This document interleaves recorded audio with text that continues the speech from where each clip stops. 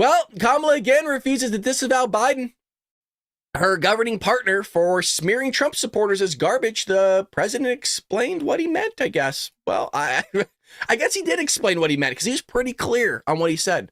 It's one of the very few times we actually have Joe Biden just all there. Former President Trump also rode around in a garbage truck to call attention to President Biden's comments about his supporters and their rhetoric. Are you concerned that President Biden's comments might undermine your own messaging that you want to be a president for all Americans? Well, I've addressed how I feel about those comments. One, that the president explained what he meant. But two, I do not believe, and I will speak for myself, that we should ever criticize people based on who they vote for. Former President Trump also rode around in a garbage truck. Oh God, I still find that hilarious that Donald Trump was freaking cruising around in a garbage truck. I really do. I was thinking about it yesterday. I think it is the best thing. I think it's the best thing that's ever happened in politics. At least the funniest thing, easily. Now, she's saying that she doesn't think calling half the country garbage undermines her fake message about unity, you guys. We need to sit there and unite the country about our rhetoric, right? 40 hours before. Fucking Nazis, these racists, right? These freaking bigots, sick, disgusting scumbags. They're garbage, right? Well, we need to sit there and not be as divisive. As he and his supporters grab onto that language, though, from President Biden, you're not at all concerned that might undermine your messaging? I am very clear that in this election, what the American people want most is to know that I have a plan, that we have a plan to bring down the cost of living and invest in American families, invest in small businesses, invest in our economy. I am proud that I have the support of leading economists in our nation who recognize that I actually have a specific plan and that it will strengthen America's economy. He has very little of a plan besides giving tax breaks to the richest people, and his plan, whatever it may be, will actually weaken our economy. Jesus. Do you think her neck is taped down? I'm just curious. That was an honest question, by the way.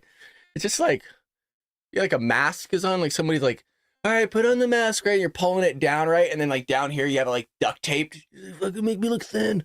This is a very interesting question, actually. It says a lot about this person. She goes, the MSNBC reporter says, what keeps you up at night? Former First Lady Michelle Obama says she stays up at night wondering why this election is so close. Do you do that? What keeps you up at night?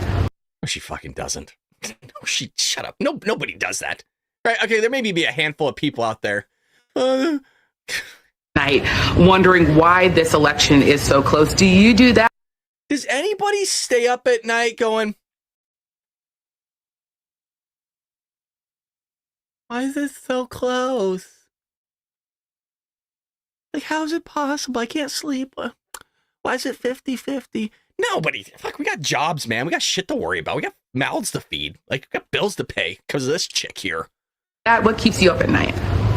What keeps me up at night are the challenges that face the American family and my role and responsibility in my to-do list to...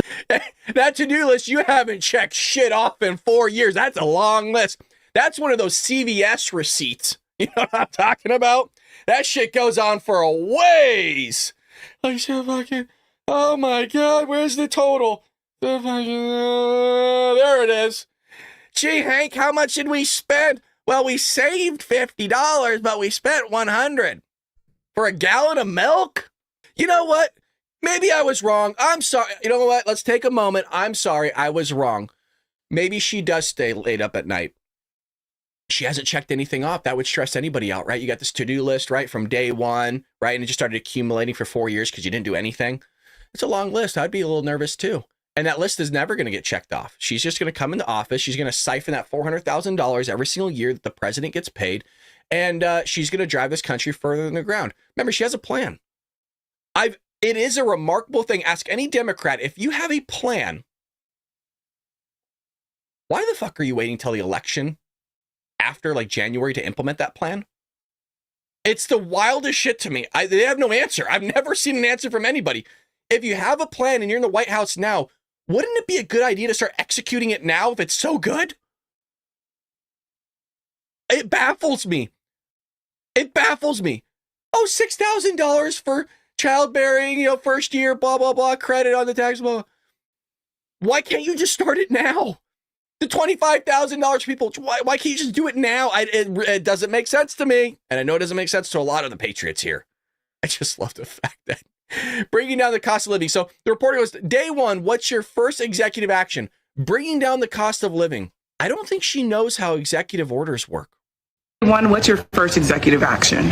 Well, my first priority, which will be probably the package of bills, is about bringing down the cost of living. So it's about housing. It's about childcare. It's about what we need to do to deal with grocery prices. So it's not one, but it's a package that is with one singular purpose, bringing down the cost of living. I'm not even going to comment on it. I don't know where the fuck to start with it.